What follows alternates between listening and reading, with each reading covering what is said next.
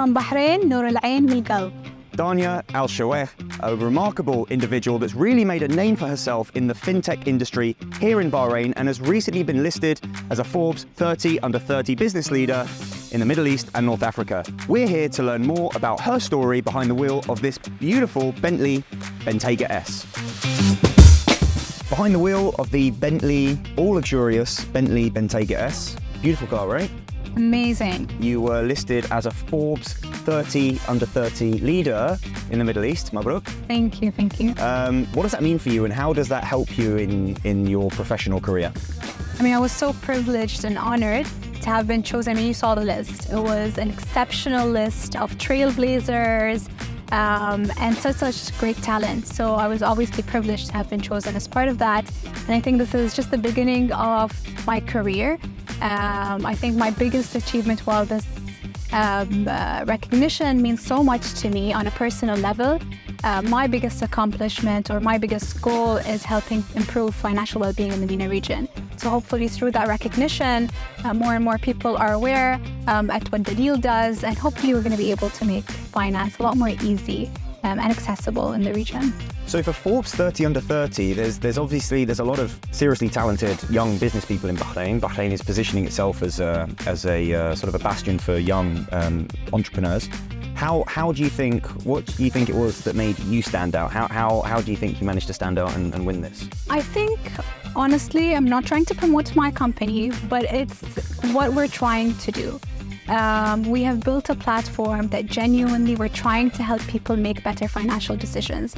If you look at how we think about money, how we deal with money, it's a very taboo subject, as you know, in the Middle East. We just don't talk about it. That's true. So through this company, we're really trying to change that. We do a lot of community work. We sit down with people. We have a lot of workshops.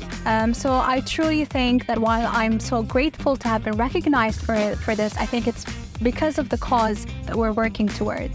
If you were to recommend one financial book about personal finance to people that are watching this, what would you recommend? Psychology of Money. Oh, Morgan Housel, fantastic book. Yeah, I've listened to the audiobook twice. So what advice would you give to future entrepreneurs on leading their own organization? Interesting question. I think I can talk about my experience.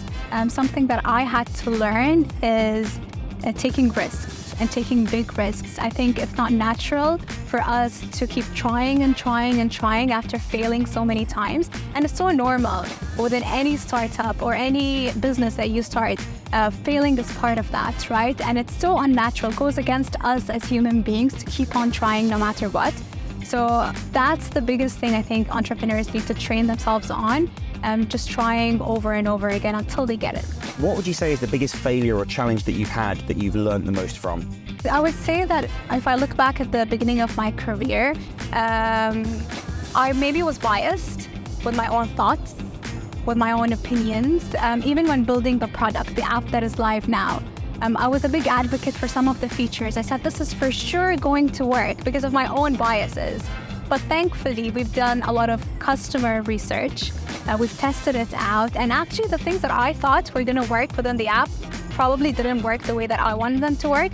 But the features that I didn't expect to work did work because of that customer workshops that we used to run on a monthly basis. So when hiring, what is one quality specifically that you look for in your employees? For employees, I think to have the right skills, it's important. Knowledge is important, but what's the biggest thing is their attitude, curiosity, their willingness to learn, because the reality is they won't have everything figured out. I don't know everything, they don't know everything, so it's just having the right attitude to always learn. So what, in your opinion, would you say are the benefits of having women in leadership? I think having women is super important, but what's even more important is not just an all-women team or an all-men team. We need more balance and more representation within boardrooms, within C-suites. And actually, if you look at the research, a lot of it shows that having more balanced teams actually leads to better company performance. What is one piece of advice you would give to Bahraini women that are watching this video? I think Bahraini women have always been at the forefront of leadership, innovation, creativity. I mean, being a Bahraini woman myself, I can say that.